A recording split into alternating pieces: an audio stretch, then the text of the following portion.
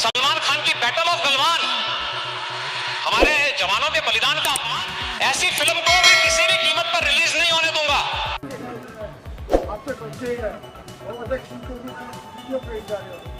ये तो आपने कमाल जांच लिया।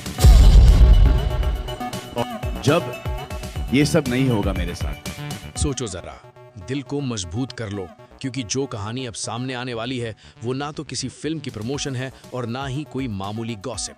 ये उस टकराव की दास्तान है जिसने बीते 2 दिनों में देश की सियासत और फिल्म इंडस्ट्री दोनों की नींव हिला दी है। ऐसा लगता है जैसे पर्दे के पीछे कोई जंग चल रही हो जिसमें शब्द नहीं बल्कि ताकत का इस्तेमाल हो रहा हो। आपने हॉलीवुड की स्पेस वॉर्स देखी होंगी, बड़े बड़े बॉक्स ऑफिस क्लैशेस भी देखे होंगे, लेकिन जो हालात अभी बने हैं उन्होंने संसद की दीवारों से लेकर मुंबई की गलियों तक खलबली मचा दी है। एक तरफ खड़ा है देश का सबसे बड़ा राज्य और उसका बेहद सख्त माने जाने वाला मुख्यमंत्री, जिनका एक फैसला पूरे सिस्टम को शेक कर देता है। दूसरी तरफ है बॉलीवुड का वो सुपरस्टार जिसने दशकों तक क्राउड को थिएटर्स तक खींचा, लेकिन आज अपने करियर के सबसे मुश्किल फेज से गुजर रहा है। और इस कॉन्फ्रंटेशन के बीच अचानक एंट्री होती है 2 ऐसे नामों की जिनकी मौजूदगी भर से सिनेमा हॉल्स में सीटियां गूंज उठती हैं। एक है दमदार आवाज और 2.5 किलो के हाथ के लिए मशहूर सनी देओल, और दूसरे हैं रोमांस के बादशाह शाहरुख खान। अब जो बातें सामने आ रही हैं उन्हें सुनकर किसी का भी दिमाग घूम सकता है। सवाल ये नहीं है कि कौन सही है और कौन गलत, सवाल ये है कि क्या वाकई किसी फिल्म के पीछे इतना गंदा पावर गेम खेला जा सकता है। ये मामला सिर्फ एक मूवी तक सीमित नहीं है, बल्कि उस ईगो क्लैश का नतीजा है जिसमें देश के शहीदों की कुर्बानी तक को पॉलिटिकल चेस बोर्ड बना दिया गया। पूरी कहानी की शुरुआत एक शांत सुबह से हुई, जब अचानक सोशल मीडिया पर एक टीजर ड्रॉप हुआ। नाम था बैटल ऑफ गलवान। पहली नजर में लोगों को लगा कि ये भी एक रेगुलर पेट्रियाटिक फिल्म होगी, लेकिन जैसे जैसे टीजर के विजुअल सामने आए, माहौल बदल गया। गलवान वैली की उस भयावह रात को जिस रॉ इंटेंसिटी के साथ दिखाया गया था, उसने व्यूअर्स को अनईजी कर दिया। सीन्स इतने रियल लग रहे थे कि सेंसर अथॉरिटीज तक अनकंफर्टेबल हो गए। लेकिन असली शौक तब लगा जब ये खबर बाहर आई कि इस प्रोजेक्ट के पीछे इनडायरेक्ट रूप से सलमान खान की फंडिंग जुड़ी हुई है। वही सलमान खान जो पिछले कुछ वक्त से कंट्रोवर्सीज और थ्रेट्स के बीच फंसे हुए हैं। उनके लिए ये फिल्म सिर्फ एक प्रोजेक्ट नहीं थी, बल्कि एक कमबैक अटेम्प्ट थी और शहीद जवानों को ट्रिब्यूट देने का जरिया भी। लेकिन कहानी यही नहीं रुकी। टीजर रिलीज के कुछ ही घंटों बाद लखनऊ से एक ऐसी खबर आई जिसने पूरी फिल्म इंडस्ट्री में पैनिक फैला दिया। उत्तर प्रदेश गवर्नमेंट को इस फिल्म पर गंभीर आपत्ति थी। ऑफिशियल तौर पर कहा गया कि मूवी में कुछ ऐसे फैक्ट्स दिखाए गए हैं जो आर्मी की इमेज और डिप्लोमेटिक रिलेशंस को नुकसान पहुंचा सकते हैं।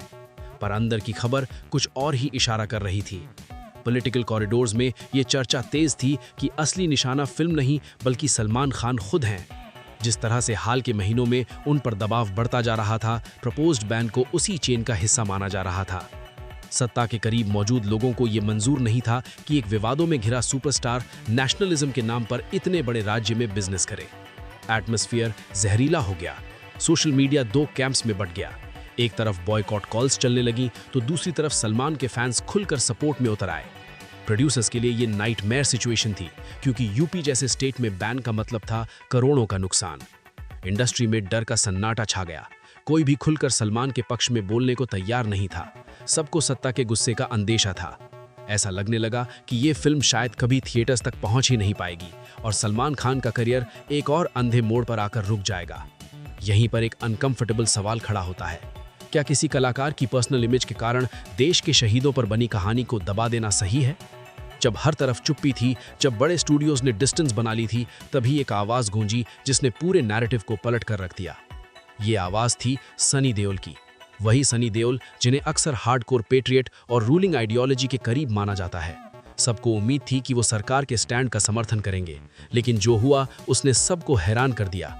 एक प्रेस इंटरैक्शन में सनी देओल ने बिना घुमाए फिराए साफ शब्दों में कहा कि गलवान की घटना जवानों के बलिदान से लिखी गई कहानी है। उस सैक्रिफाइस को दिखाना किसी भी तरह से अपराध नहीं हो सकता। उन्होंने ये भी साफ किया कि अगर कोई फिल्म मेकर सच दिखाने की हिम्मत कर रहा है तो उसे डराया नहीं जाना चाहिए। उनके मुताबिक किसी फिल्म को रोकना सच को दबाने जैसा है और वो इस सोच के खिलाफ खड़े हैं, चाहे सामने कोई भी ताकत क्यों ना हो। ये बयान किसी बॉम्ब ब्लास्ट से कम नहीं था। सनी देओल ने इनडायरेक्टली सत्ता के फैसले को चुनौती दे दी थी। मामला अब नेशनलिज्म वर्सेस नेशनलिज्म बन चुका था। एक तरफ पॉलिटिकल नैरेटिव था, दूसरी तरफ इमोशनल पेट्रियोटिज्म। सनी के सपोर्ट से सलमान के कैंप में नई एनर्जी आ गई। जो लोग कल तक सलमान को टारगेट कर रहे थे अब डिफेंसिव मोड में चले गए। लेकिन अगर आपको लगता है कि यही कहानी खत्म हो जाती है तो आप गलत हैं। असली तूफान अभी बाकी था।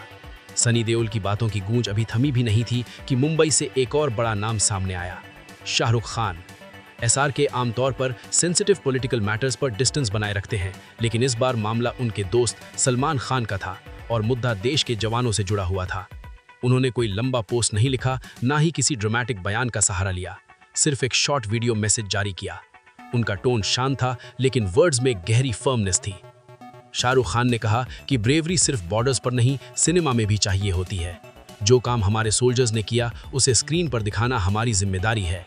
किसी एक इंसान से नफरत की वजह से पूरे देश को उस कहानी से वंचित नहीं किया जा सकता।